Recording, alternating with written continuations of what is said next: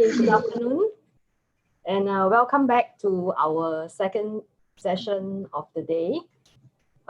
First of all, may I just remind our participants later on during the lecture, when you have any questions, please post them in the Q&A box on your screen. Okay, so it is my pleasure to introduce Dr. Chan Wan Xian. She graduated from the National University of Singapore and did her cardiology training in the National University Hospital. She was formerly senior consultant in the National University Hospital Heart Center just before joining the private practice. Dr. Chan subspecializes in advanced heart failure and cardiac transplantation.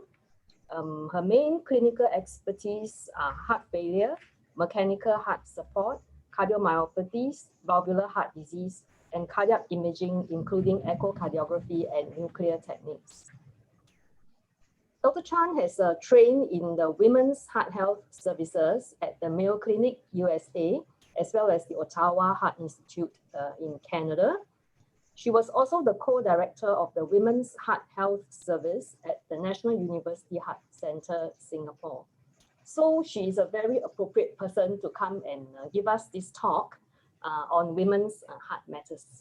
Dr. Chan, please. Thank you, Dr. Goh, for the kind introduction. Let me just share my screen. Okay. Thank you, everyone, for joining me this on a Sunday afternoon on this talk on women's hearts matter. So I'm going to talk about cardiovascular diseases in women. So this is the WHO data in 2016. Cardiovascular diseases has remained the leading cause of deaths for the past 15 years all over the world.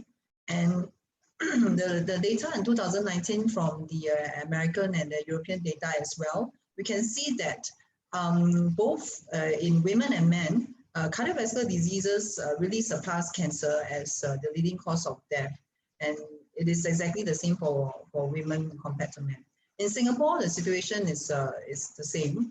Cardiovascular diseases combined, if you see here, is the leading cause of death in Singapore and accounts for many of the conditions of hospitalization in the top 10 conditions. And if we look at the data in women, it is very similar between men and women, and even for women, cardiovascular disease is the leading cause. Almost 30% of deaths in women is due to cardiovascular disease, and it actually claims 5.5 times more lives than breast cancer in Singaporean women. So unlike what most of us think, it actually accounts for more death in women compared to breast cancer. Yet, in 2016, the Singapore Heart Foundation survey, almost 90% of the women are unaware. And this is quite similar in a survey done by the Singapore Heart Foundation this year.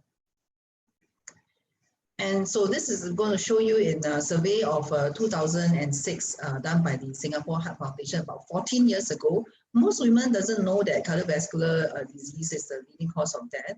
And actually most women doesn't know much about heart diseases. In fact, 30% thinks that women has nothing to do, nothing that they could do to prevent a heart condition. And many of them are unaware that they are actually prone to getting heart diseases. And if we look at the Singapore Heart Foundation survey done this year, there isn't that women now are more aware that cardiovascular disease can occur in women. However, in terms of the importance, I think both in women compared to the survey done in 2016 is the same. Very few people are aware that it's actually the leading cause of death. And actually 54% of them doesn't think that they are at risk of heart diseases. And very few women actually speak to their doctors about their cardiovascular risks and in terms of screening and management with their primary physician. So more than 30 years ago, already a professor in United States, Professor Nanette Wenger, she coined the term bikini medicine. So what that means is that when it comes to treating medicine, women, many medical health professions really focus more on the screening and management of breast conditions as well as diseases in the reproductive organs, and essentially neglect the other part of women's health, especially cardiovascular disease. And really the situation didn't change much even to this date. Bikini medicine is still mainly the focus as a norm, and many women continue to get less likely to get adequate screening or treatment in terms of cardiovascular risk and diseases, and therefore leads to a lot of delay and in terms of diagnosis and treatment. This is a study done on knowledge, attitude, and belief among cardiovascular disease in women. And in this study, we could actually see that cardiovascular disease is only a top focus in 39% of primary physician after weight and breast health issues. And if we look at the preparedness here, very few primary physicians or even cardiologists themselves actually feel that they are prepared to manage women in cardiovascular disease.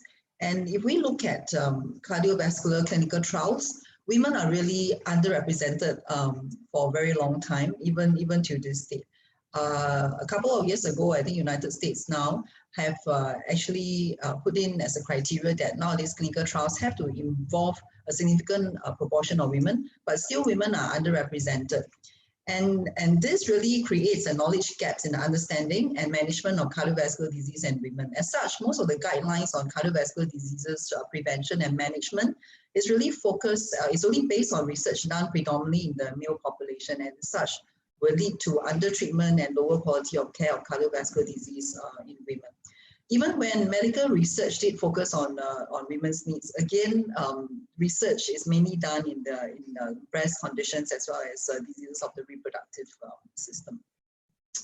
So this is a meta-analysis done in 2017 involving more than 700,000 women presenting with ST-elevated myocardial infarction.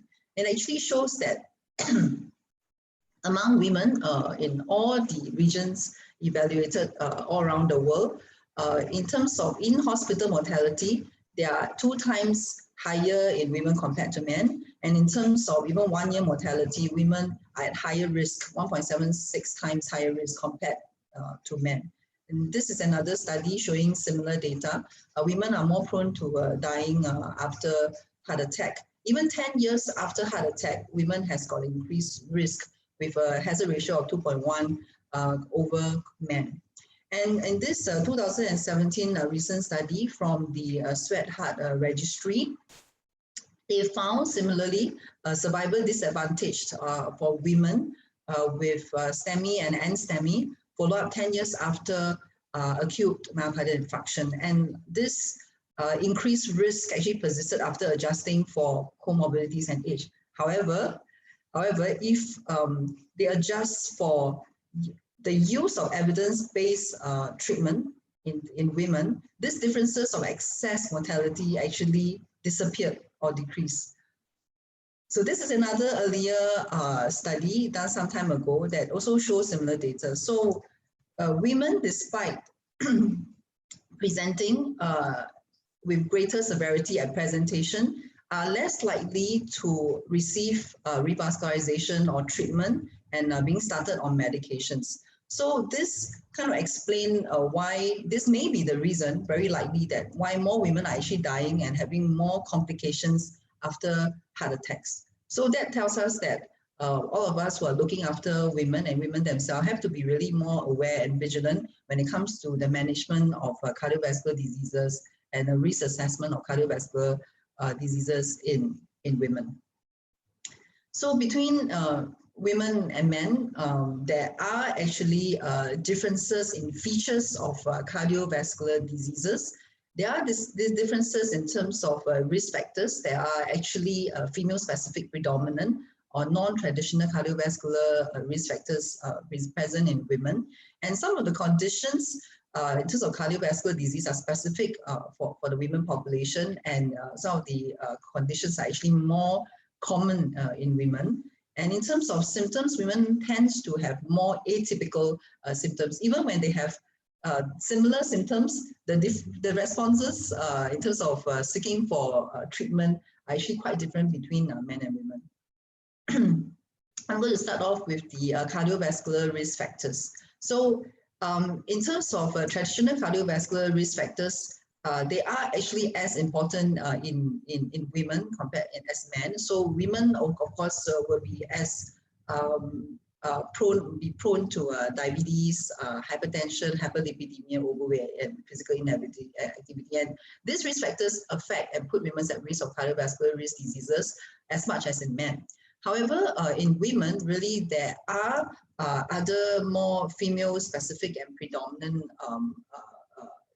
risk factors. So, for example, pregnancy is specific to women. So we now know that when women has got complications during pregnancy, what we so-called pregnancy adverse outcomes, such as preterm delivery, preterm labor, and when they get diabetes and high blood pressure during pregnancy, this actually puts them at increased risk of developing future heart conditions. And in terms of certain conditions, like for example, autoimmune diseases, they are more prone to having autoimmune diseases. And specifically for women, breast cancer treatment nowadays, we know that, I think Dr. Chuang yesterday actually already went through quite a bit of details. Breast cancer treatment nowadays, we know that actually puts women at risk of developing cardiovascular conditions. Even in women with traditional cardiovascular risk factors, when women has got diabetes compared to men, so nowadays diabetes is increasing in terms of prevalence in women, and when they do get diabetes, they actually have a higher risk of developing cardiovascular disease compared to men. Same for obesity. Obese women have a higher risk for coronary artery disease compared to men. And in women in hypertension, they tend to get it when they're much older, but very few women compared to men actually has got adequate hypertension treatment and control. And in terms of adverse pregnancy outcome that I've mentioned earlier on, so now we know that with more data coming out from both Europe and America, women with preterm who had a history of preterm delivery issues during pregnancy, like fetal growth restriction, macrosomia, has got a higher risk of developing cardiovascular conditions in future. And with diabetes and high blood pressure, really, it puts women at future risk of developing diabetes and high blood pressure. So this now we know is important issues in women. Okay, so if we look at women when they have diabetes, sugar issues, obesity, high blood pressure, and cholesterol pre-pregnancy, this actually causes issue in terms of endothelial dysfunction and possibly inflammation and placenta dysfunction. So this put them actually at risk of adverse pregnancy outcomes during pregnancy. And when they develop issues like that, it further impairs endothelial function and causing more issues in future in terms of metabolic syndrome and cardiovascular diseases. However, what we know is that the atherosclerotic cardiovascular diseases risk calculator that both in America and US and Europe that's being used really does not include many of these female-specific and predominant cardiovascular risk factors. And as such, of course, this will affect the accuracy of the assessment of cardiovascular risk in females. So as a physician, I think we have to be more aware of this and be a bit more careful. And when we assess women, try to be a bit more wholesome, looking at this female-specific and predominant risk factors. I will next go through a few case presentation on some of the conditions that happen more frequently or specific in women. So first case, I'm going to talk about a 40-year-old lady. So this lady has got a history of anxiety disorder. She presented with sudden onset of chest tightness that radiates her shoulders. It comes with dizziness and nausea after scolding her children. And this actually lasted 2 hours. So as with most of the ladies, she actually ignored it and felt that maybe it wasn't so important initially, but it lasted 2 hours. and it actually got worse. So she actually went to the emergency department. So when she arrived at the emergency department, if you look at the ECG changes, so this is at 11 o'clock, it actually doesn't have any remarkable ST or T changes. At 2 p.m., they started to have very subtle ST or T changes. If you look at the inferior leads here, maybe some T inversions here, the V3 and V2, but it's very, very subtle and non-specific. And this was 9 o'clock, about 7 hours after. So she does have very non-specific inversion, but her troponin I actually was raised remarkably up to about 1,000, and telemetry actually started to show episodes of non-sustained ventricular tachycardia. An echo was done urgently, but the echo showed a completely normal left ventricular ejection fraction with no regional wall motion abnormalities.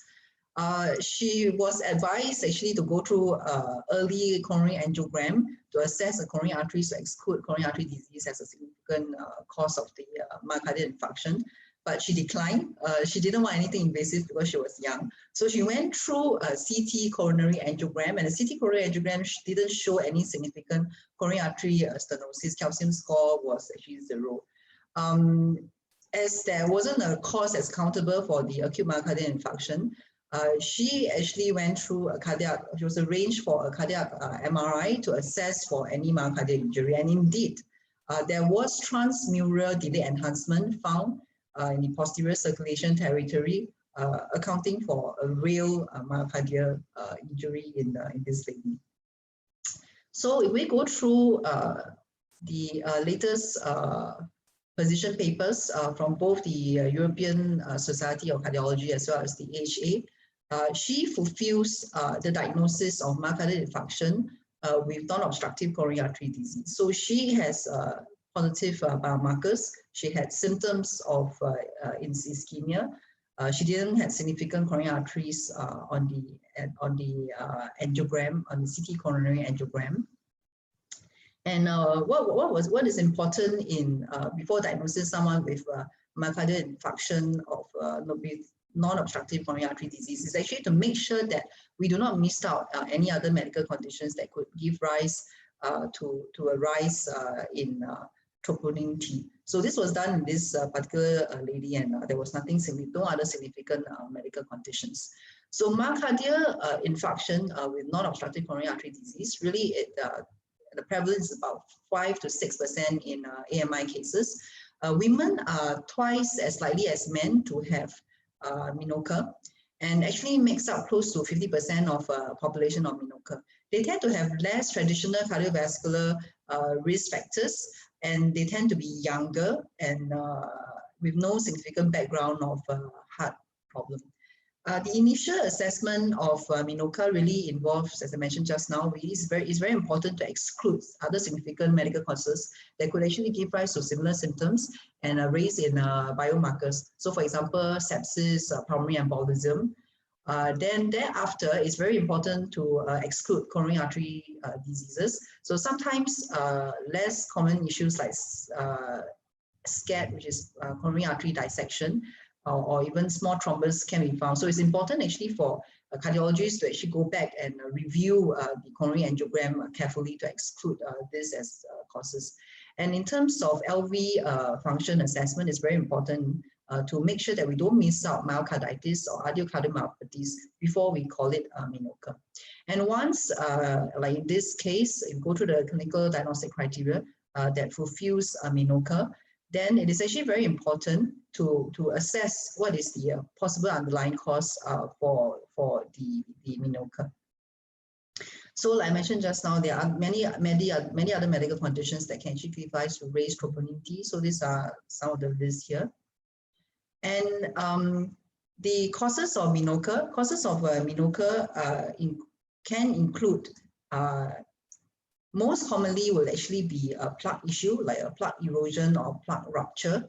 However, in other cases, we could actually see patients with epicardia, coronary vasospasm, or underlying coronary microvascular dysfunction. So these are the causes of menocarditis.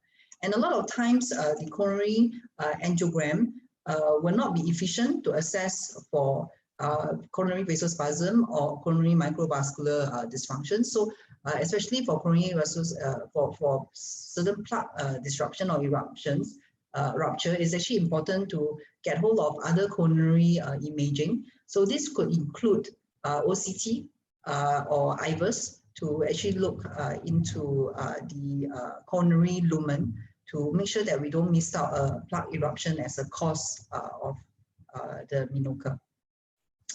And once that's done, if it's still normal, it is important to actually go on further to find out whether there is underlying coronary vasospasm, which can actually happen in 46% of patients with menocal who underwent the coronary vessels provocative test, or coronary microvascular dysfunction, which can happen in 30 to 50% of patients with menocal. So what that means is that in patients, if we do a coronary angiogram that's normal, and also the OCT or IVUS that's being employed to look at the intralumen, we couldn't find any plaque issues or disruption, then it is important to consider further whether these patients will actually benefit from coronary functional assessment. So coronary functional assessment actually involves putting a guide wire down the lumen of the coronary arteries. And what we can assess would be provocative tests with some medications. So adenosine can be employed to actually look at underlying coronary microvascular dysfunction.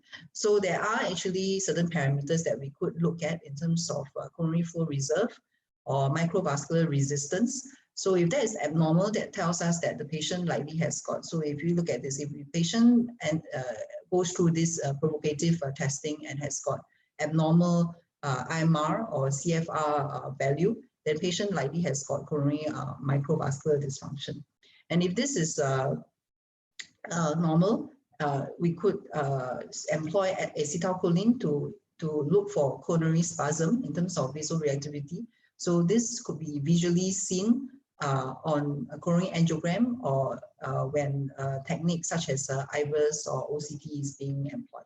And the importance of, so of course, not everyone, patients with menocal will need to undergo tests like that. So it is important to actually use them selectively and consider the risk, balance the risk and benefit ratio before we employ these further methods in looking for the cause for menocal. It's important to actually further evaluate, because once this is evaluated, it can actually provide a therapeutic direction for the patients with menocal. So some patients, for example, if they have got coronary spasm, we can actually use certain medications like calcium channel blockers or nitrates to help relieve symptoms of the patient. I personally recently actually has got, in the past 1 year, has got 2 patients who came into me and with significant ECG changes, but coronary arteries are all normal. And after treating with calcium channel blockers and nitrates, the patient actually have got significant improvement in terms of quality of life and relief of symptoms. For coronary microvascular dysfunction, then calcium can be considered, if not beta blocker or other less conventional anti-anginal therapies. And if it's actually plaque disruption involvement or thrombus, then of course antiplatelets and statins will have to be added in this group of patients. Okay, the next case that I'm going to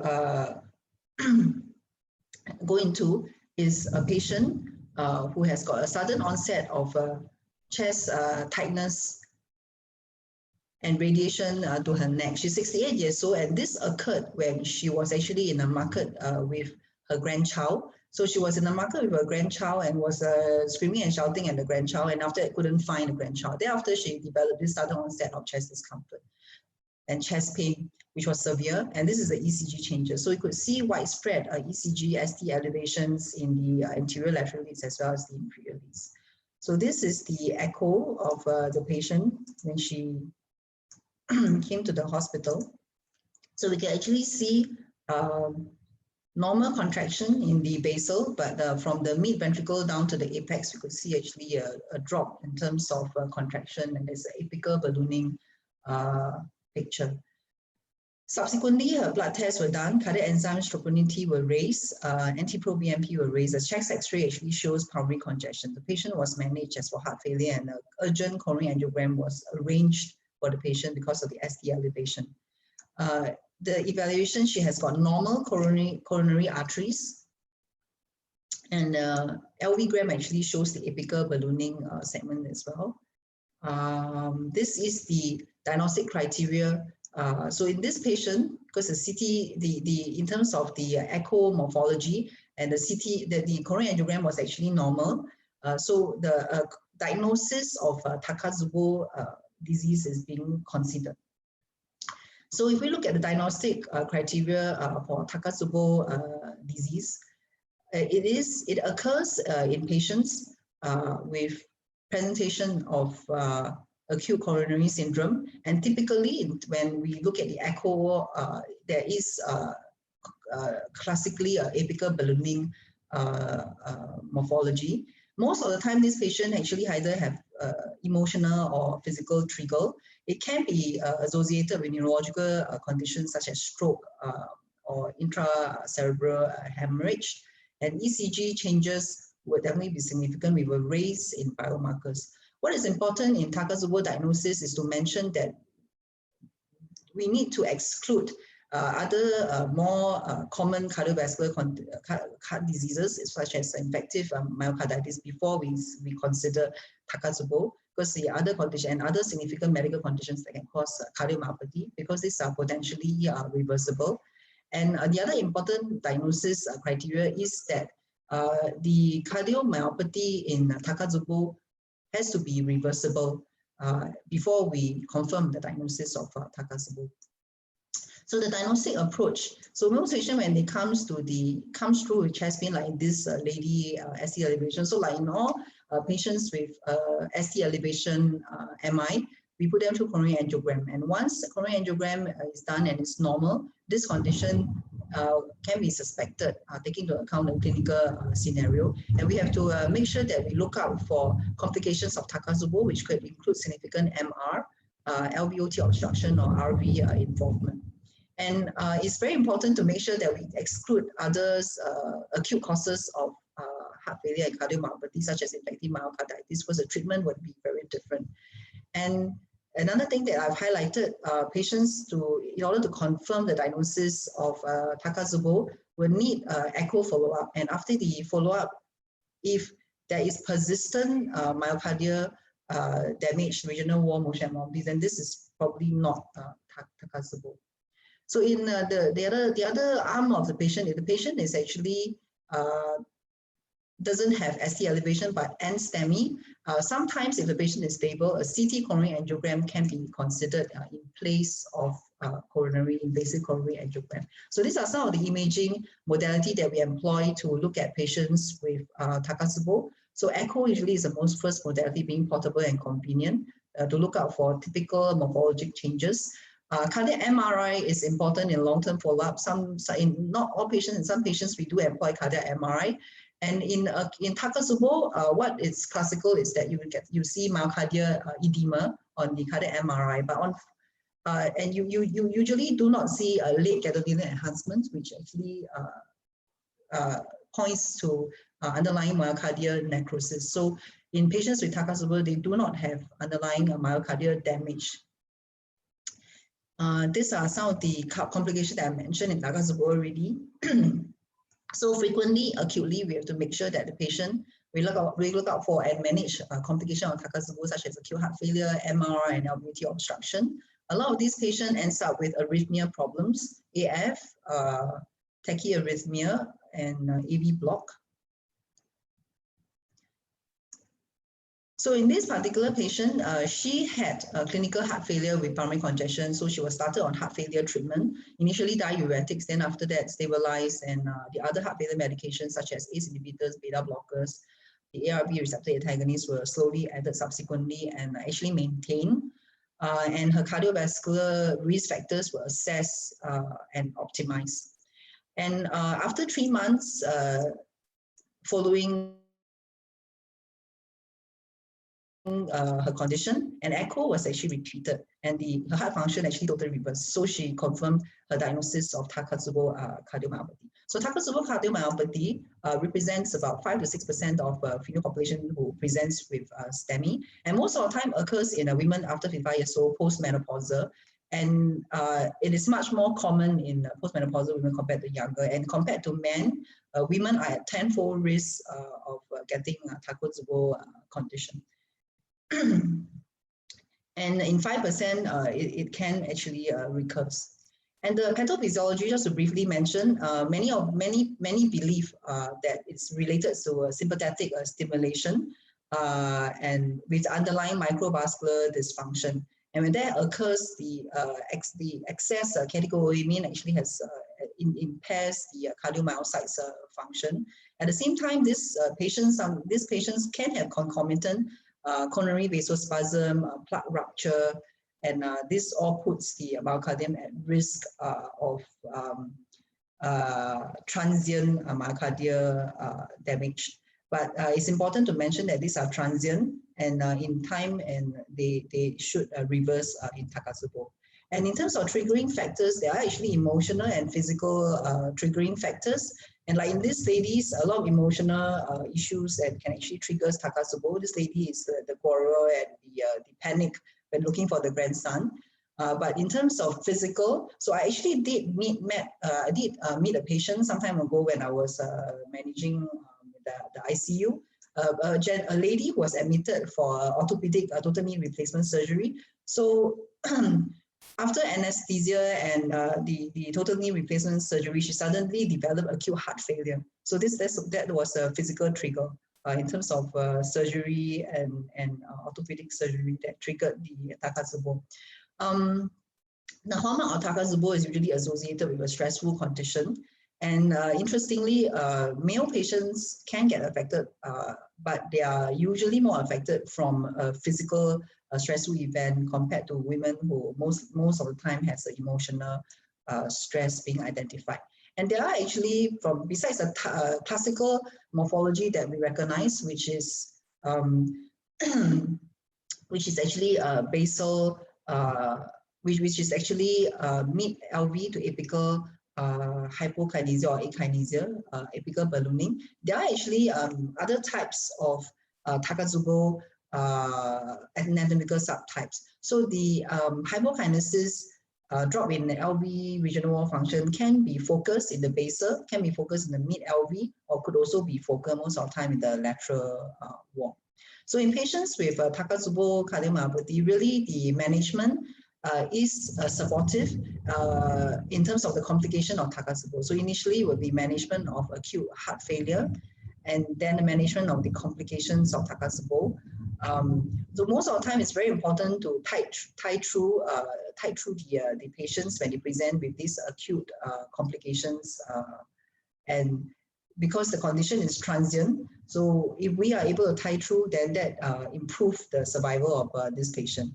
And after stabilization, it's important that the patients be continued on heart failure medications to optimize the recovery of the heart function. And as I mentioned just now, in patients who are hemodynamically unstable, a lot of times the patient may even need employment of ECMO or even impeller to improve and support the cardiac output until the patient can recover, the heart actually can recover in terms of the heart function. In the long term, so Takotsubo is actually not harmless, although the LV function does recover in the long term. So the long-term mortality of Takotsubo syndrome is actually similar to patients with coronary artery disease, if you look at this study here.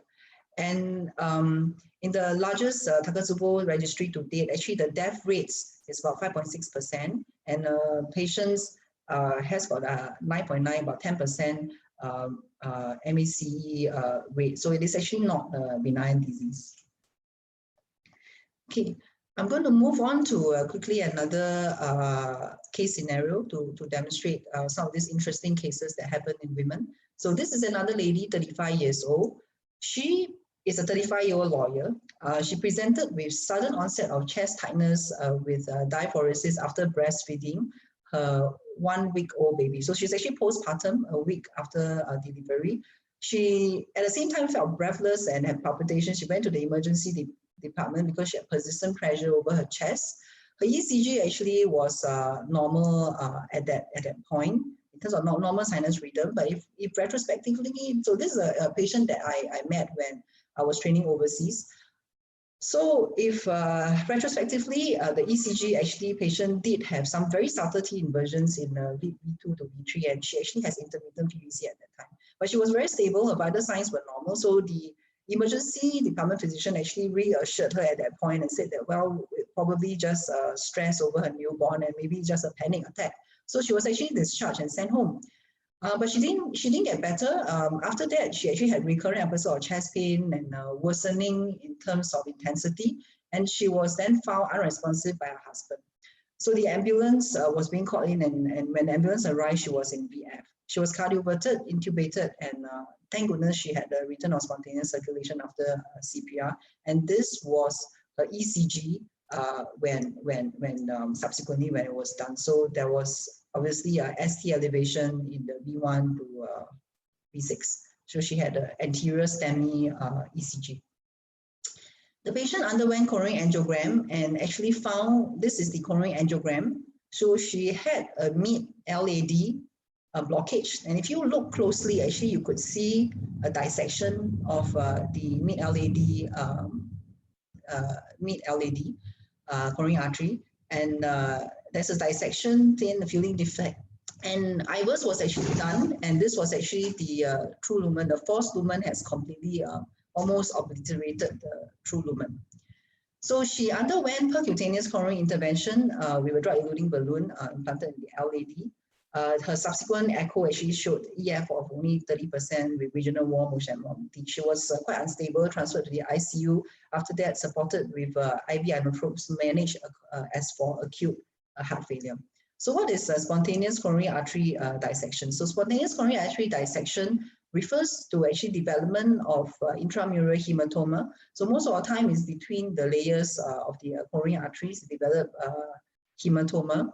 And the hematoma could actually, so there was two hypotheses. The hematoma could actually occur in the layers and actually break through into the lumen, and such causing a dissection. Or some other hypothesis, the belief is that there is actually a plaque disruption in the intralumen layer, the epithelial layer, and then the endocardial layer, and then actually flow into the dissection plane. So there's actually two hypotheses there.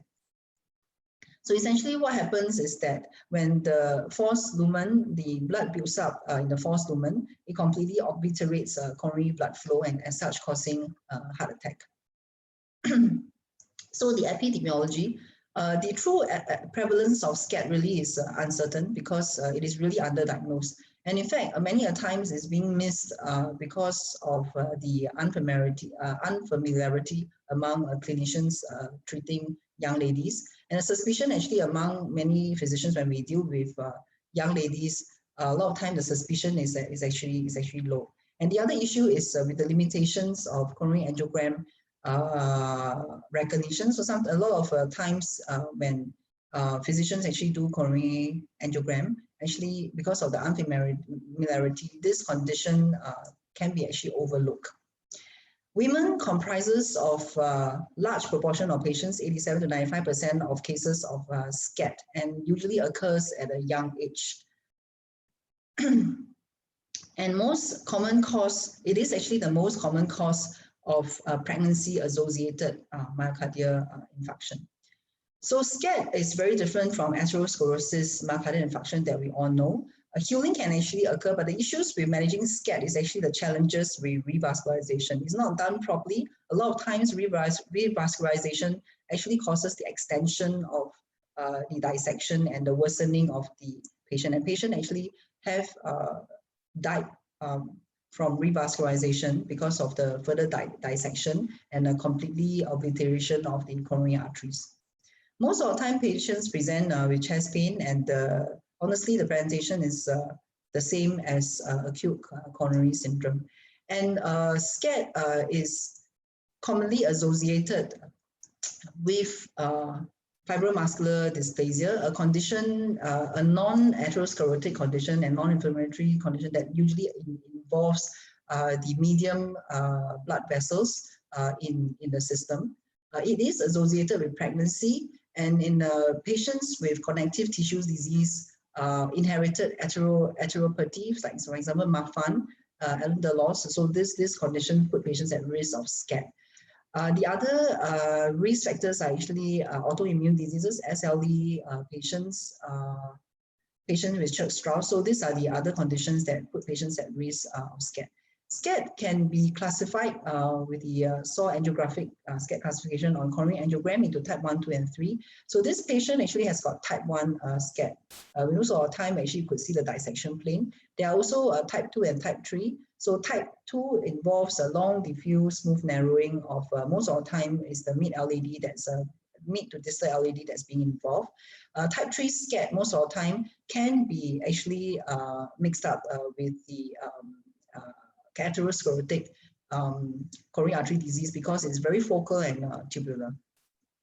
So in terms of the evaluation for SCAD patients, because sometimes the coronary angiogram, like I mentioned, there are different types of SCAD. So depending on where it's being involved and the type of lesion, sometimes it is difficult to ascertain the diagnosis of SCAD. And if that is the case, then OCT or IVUS, looking at the intralumen of the coronary arteries, can be employed. And the management of SCAD, like I mentioned just now, SCAD, revascularization is challenging for patients with SCAD. So a lot of times, if the patient is clinically stable, we do a coronary angiogram, there's no high-risk anatomy, they are best managed conservatively, symptomatically. And most of them actually recover from this condition. However, like our patient here, if the patient has got ongoing ischemia and he's hemodynamically unstable, unfortunately, then this group of patient will have to have a revascularization. In this patient, she underwent percutaneous stenting. Unfortunately, in some patients, they have gone through, they may need to be put through CABG in terms of surgery to actually save their lives. Although the in-hospital mortality of SCAD patients are low, but up to 14% of patients actually require urgent in-hospital revascularization subsequently after admission because of extension of the dissection. And spontaneous coronary artery dissection, SCAD, is associated with major adverse cardiovascular events. A lot of them actually has a recurrence, 10 to 27% years down the initial event. And many of them after this episode actually has got recurrent chest discomfort, anxiety, and can have recurrent MI most of the time due to a recurrent SCAD. And even 10 years down the road, the patients affected in terms of their survival for major adverse cardiovascular events. And most of the time is because of a recurrent SCAD episode. Okay, the last case I'm going to quickly finish off, the last interesting case. So this is another patient, is another condition that's related to pregnancy. So this is a 28-year-old patient, G2P2. The first pregnancy, she actually went through it with no significant issues at all. She has no significant past medical history. And the first pregnancy, she undergo a cesarean section because of fetal distress. So this time round, she underwent elective Caesar as well due to that. So after the Caesar, she actually did complain of shortness of breath the day after delivery. The oxygen saturation actually dropped down to 90% on room air. She had clinical bilateral crepitation in the lung fields. However, after chest physio, the oxygen set seems to be mildly improved, maybe up to 93, 94%. And then she was actually reassured at discharge, saying that her symptoms are probably because of atelectasis in the lungs. Unfortunately, a patient got worse. She was readmitted post-op day 5 after the Caesars for progressive worsening, shortness of breath, atopnia, and lower limb swelling. And she was referred for cardiology review. Where we did the ECG, she had left bundle branch block, sinus rhythm, but left bundle branch block. Chest X-ray was repeated. There was pulmonary congestion, and this is her echo. So her EF now is almost 20%. Very severe LV dysfunction. And if we look at it closely, not just the LV is affected, but the RV function is also affected. So clinically at that point, she was breathless. She could only speak in short sentences. Her blood pressure was still stable. Oxygen set is actually on support. She was actually, thank goodness, not so severe. So she was actually on intranasal oxygen. JP was raised. She had systolic murmur, lungs crepitation bilaterally. She had signs of fluid overload, and blood tests. Her cardiac enzymes actually completely normal. Troponin T normal, but her NT-proBNP was 1,200. So she was screened for other possible medical conditions that can cause heart failure, like thyroid and some of the autoimmune markers. She underwent a CT coronary angiogram, which showed normal coronary arteries. So in this particular lady, a cardiac MRI was done. So the EF was 20%, RV was also affected, and she actually, the main thing was actually myocardial edema found on the cardiac MRI. So for this patient, she definitely has got clinical signs and symptoms of heart failure. And it is likely that she has got peripartum cardiomyopathy. But before we formally diagnose her for peripartum cardiomyopathy, we need to look at the diagnostic criteria. So it's important, yes, of course, she fulfills the clinical symptoms, the clinical scenario of heart failure with the clinical condition, as well as imaging modality that shows a drop in terms of the severe LV dysfunction. But it's very important to emphasize here that before we put down the diagnosis at peripartum cardiomyopathy, to make sure that we look out for identified cause of heart failure. So the list of causes that can cause heart failure includes myocarditis, Takotsubo, other causes like amniotic fluid embolism, which is much rarer. But what is more common is to actually look at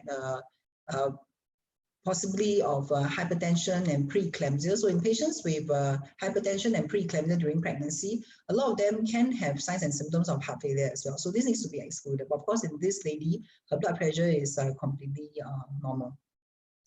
So for the management of patients with peripartum cardiomyopathy, most of these patients we will have gone through blood tests, echo, assessment of NT-proBNP, and majority of these cases present postpartum, a lot of them a week after the delivery. And this coincides actually with the raise in prolactin level and the SFLT1 factor in the ladies postpartum. So the pathophysiology was thought that the increase in prolactin, and prolactin actually causes a cleavage into 16 kD fragment. So this actually can increase the apoptosis of endothelial cells and cardiomyocyte cells, and as such causing heart failure in this group of patients. So quickly, just the management. The management depends on the severity of the heart failure, whether the patient has got a mild or severe heart failure. So in terms of management, it is really supportive at this stage, management of heart failure, to support these patients through acute heart failure conditions. And the other thing to emphasize is that when managing this group of patients, it's important to actually look at the usage of medication. So patients can present with peripartum cardiomyopathy during pregnancy. So it becomes even more important to look at the management, the usage of heart failure medication in patients with pregnancy, because the medication, if for example ACE inhibitor and ARB antagonist, can actually affect the fetus. In postpartum, then it's also important, if the patient still wants to continue with lactation subsequently, this medication may affect that. So with the recent guidelines has been published on the European Society of Cardiology, as well as the American College of Obstetrics and Gynecology guidelines in the management of heart conditions in pregnancy. So it is now emphasized in both guidelines that it's important that when we manage patients such as the one I've mentioned with pregnancy-associated heart conditions, to actually have a pregnancy heart team. So most of the time, pregnancy heart team includes a cardiologist, obstetrician, primary physician becomes very important as well, because not just that we manage the acute conditions, subsequently there's a follow-up and of this group of patients to ensure that they are properly managed and recover from the condition. So this is absolutely essential. During the management of acute conditions and heart condition in pregnancy, a multidisciplinary team, a lot of times depending on the conditions, will be important. So some of the conditions, unlike this patient, that can happen in pregnancy, can be acute and dangerous. And a lot of times, depending on the condition, the other specialists, for example, neonatologists, anesthetists, and all that will have to be roped in. And when managing this group of patients, then it becomes very important that we weigh clinical stability as gestational age, weigh the maternal and fetal risk and outcome, and as a team actually plans for pregnancy care in terms of methods of delivery and timing of delivery as a team to optimize the care of this group of patients. And care really doesn't stop there, because postpartum, it is now recognized that it's very important that a cardiologist, obstetrician, and primary physician actually works together to optimize the management in terms of medication and rehab to bring this group of patients who suffer, women who suffer heart condition in pregnancy, back to recovery and health. So the prognosis of peripartum cardiomyopathy, really 70% of the patient actually recovers in terms of heart function, but actually 13% actually can have persistent heart failure with a low ejection fraction. Recovery, if it occurs, usually is by 6 months and very little change after that. And in terms of subsequent pregnancy in this group of patient, the question commonly comes up whether the patient can have another subsequent pregnancy. And really this have to be an involved discussion between the obstetrician and the cardiologist. And a lot of times, because primary care physician actually has a good rapport with the patient, can contribute to this discussion. So it really depends on what is the heart function postpartum and post-recovery after a period of time, and then reassess. So it's important that these patients actually go through pre-conceptual evaluation before they actually decide whether they should have another pregnancy. And during pregnancy, it's important that the patient is being followed through closely with the obstetrician and cardiologist to actually assess their heart function, ECG, clinical assessment, and even BMP to follow them through to optimize their care as much as possible. So I will quickly go through the different symptoms and as well. So women, unlike men, can have a higher chance of atypical symptoms. So a lot of women, when they present with heart conditions or heart attack, actually can have atypical symptoms, even just dizzy spells or generally feeling unwell compared to men. But of course, most women still present with the classical presentation of heart attack.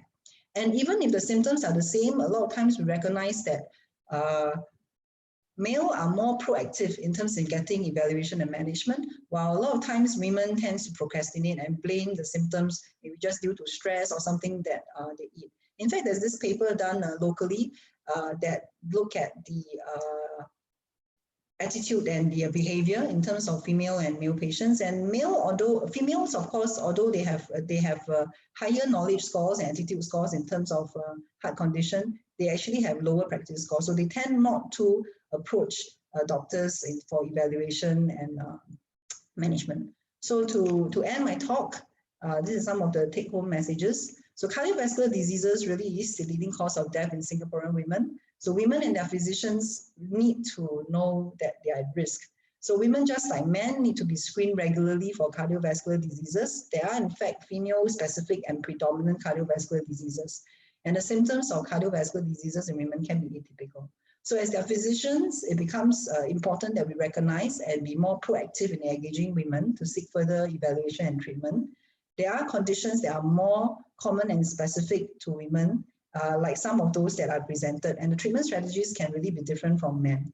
So if in doubt, please refer them early for evaluation, and so treatment can be started early to improve the outcome. With that, thank you very much.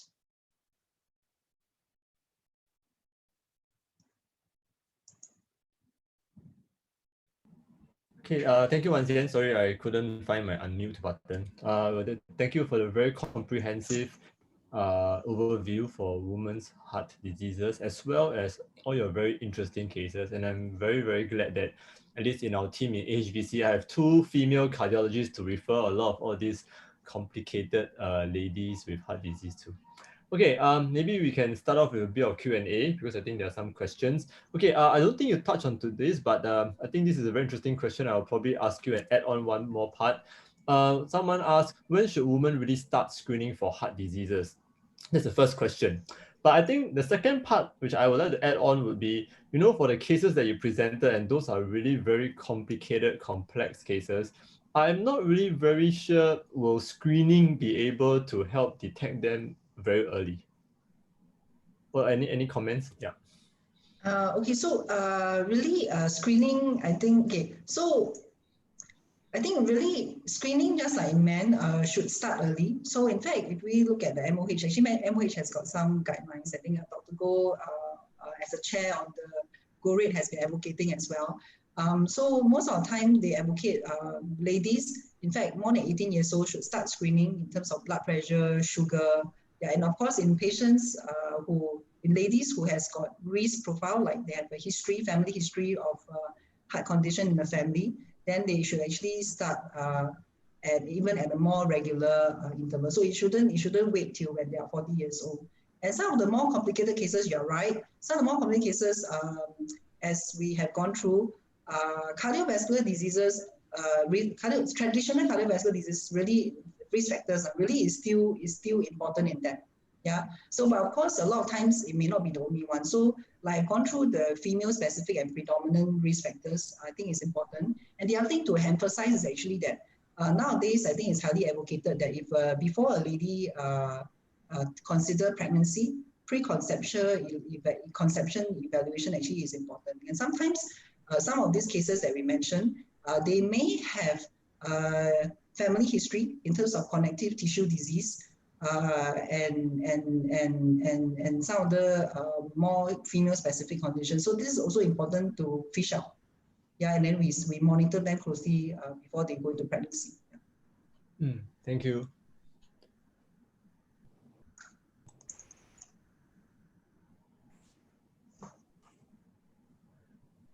I think there's another question that one of the participants is asking: do patients with Takotsubo cardiomyopathy, do they need long-term medication after LV recovery? Just by definition, they're already recovered after the episode. So for Takotsubo, honestly, if you go through the literature, there is really no specific recommendation in terms of how long we give the medications. But most of us, in terms of heart failure management, will definitely maintain the medications at least until we see a recovery, and most of us actually persist up to about a year. Then after that, I think as we have seen the slide that I show, in terms of long term, this group of patients Takotsubo is actually not benign. Now that we know that in the long term, actually is being associated with long-term cardiovascular risk. So it is still important to actually continue to monitor in terms of their other risk profile, like the sugar management, blood pressure, and statins, and to continue on some of this medication. In terms of heart failure specific medication, I think if you, after a year or so, and you continue to, you may want to repeat the echo and have a look, and if it's not an issue, we can actually slowly try and tail off. Because some of these patients, but you try and tail off, and maybe in the end stop it if you really don't need it. Yeah. But the patients, honestly, this group of patients still need to monitor closely after this initial episode. Yeah. Actually, I had some interesting experience with some patients who have developed peripartum cardiomyopathy after pregnancy, and then subsequently they do. We actually pick up that they have got existing undiagnosed hypertension. And for some of these patients, right, it's also quite challenging because, when their hypertension is not really under good control, at some point they will want to go back and get go and get a second child, despite our medical advice. And a lot of them are on medications which probably are contraindicated during pregnancy, So I think it's quite challenging for someone who is still pretty young to try and conceive again. How will you let them? How should we manage all these medications which they are on? Because most of them may be on some medications after their cardiomyopathy. So I think the key is actually communication with the patient. So that's why I mentioned as part of the talk that it probably has to be a multidisciplinary effort. So a lot of times this patient, after we manage them for the heart failure, A lot of them has continued to see their obstetrician, and actually primary physician, a lot of them go back to primary physician and they actually have a good rapport with the primary physician. So it becomes important that, so of course, after the management of the initial peripartum cardiomyopathy, there needs to be a conversation together with the obstetrician and together with the patient as well, that, are you expecting to have, are you planning for another child? So a lot of times this conversation needs to start there. So if you know that this patient is going to plan for another child, of course not so soon, and then it really depends on the recovery in terms of the LVEF. So most of the time, within a year after the peripartum cardiomyopathy, we'll tell them try not to get pregnant again. And in the long term, if they really want to have another child, it depends on the recovery. It's not, if you look at all the data and discussion with specialists all over the world, it's not absolute no, right? So it depends on the patient's recovery in EF. If the EF actually more than 50%, actually the chance of them going through another pregnancy with low complications should be okay. But of course, if the EF didn't recover well, then in fact, there are some data that shows that the EF continue to be less than 35% or so. This group of patients, you probably will advise them not to get pregnant again. Yeah, but in the group that tends to get pregnant again, as I mentioned just now, you conversation with the patient, and then before they may need medications continuously after that, and then before they get pregnant, then they have to actually let us know.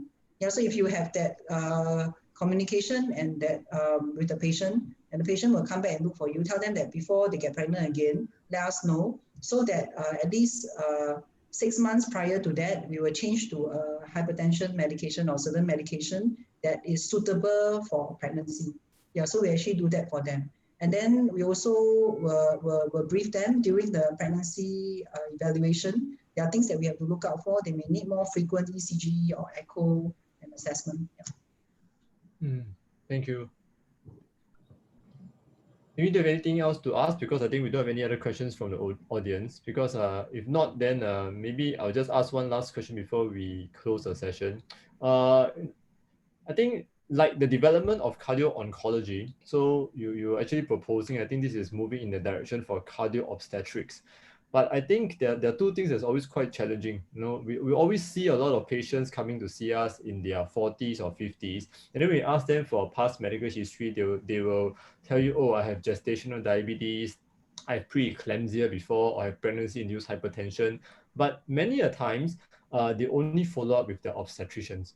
And the obstetricians do not send them for cardiovascular reviews subsequently, because again, their relationship is actually quite short, right? So it's during pregnancy, before pregnancy, after delivery, and then usually they wait for the next pregnancy before they see their obstetrician. So how do you think this collaboration between the cardiologist as well as the OG side can better improve the heart health for all these ladies?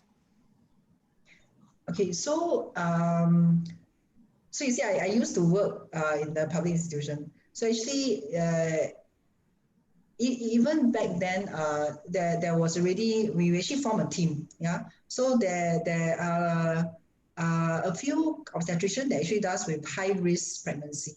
So what we do as a program at that time is that we actually form a team with them. So a lot of cases, right, we continue to manage together as a team. So even now, actually at AHVC, I have been trying to establish, so we actually do have partners, we do have OG partners. And when we have cases like that, we actually speak to the OG, now even more closely actually. So a lot of times when we manage, we speak to each other and then we derive a management plan. Subsequently, even now it becomes easier and closer actually, because when the patients get discharged and all that, when they go back to the obstetrician thinks that there's a need. So now I think the importance is actually from the obstetrician, now they have increased awareness. Yeah, they know that we have to look out for issues like that cardiovascularly. They actually actively call us, yeah, to discuss. And sometimes when they think that it's time, the patient wants to get pregnant again or discussion, review again, they actually refer back and then we work together very closely. Okay. Any last comment, Ping Ping? Yeah, I think taking the point from Wan Xian, I think it's very important that you brought up this question about collaboration. So I think that is really something that is going to be very helpful for this group of patients among, be it the cardiologist, the ONG doctor, and the GP partners. Yeah, Collaboration is actually the key word. Yeah. Yeah, I agree. I think one of the big components that we also need to educate is what our audience today, right? Because the GPs are also a very integral part of the team, and most of the time, a lot of pregnant ladies will still go back to their GPs for very common common complaints and symptoms and URTI, for example. And I think the GP will also be able to help screen certain risk profiles for certain ladies. So we always define high risk pregnancy as someone who's above 40 years old, above 35 years old, or those who already have pre-existing heart condition. But the truth is that you have presented so many cases where a normal 28-year-old can get scared from even after the first pregnancy was uneventful. So I think our GP partners do really have to play a very important role because they may be the first point of contact. I think that's why this session hopefully is very useful so that we increase awareness. I think at the end of the day, once you know about it, think about it, then when you face a patient, then you will think of your differential diagnosis. Okay, I think with that, I don't think there's any more questions. Thank you, Wan Xian, for the very elegant presentation, and Dr. Goh for co-chairing the session. So thank you everyone for joining us. All our sessions are recorded, and I think in the next 1 week to 2 weeks, we should be able to put them all up for viewing on the AHVC website, so you can share with your colleagues who are unable to attend. I will also try to put it up on Facebook for the link so that you can be directed to the AHVC website to watch all these recordings, webinars offline. So thank you very much and have a pleasant rest of the Sunday afternoon. It's raining cats and dogs, so I think everyone should be able to enjoy some cool weather indoors. Okay, bye-bye. Thank you. Bye-bye. Thank you.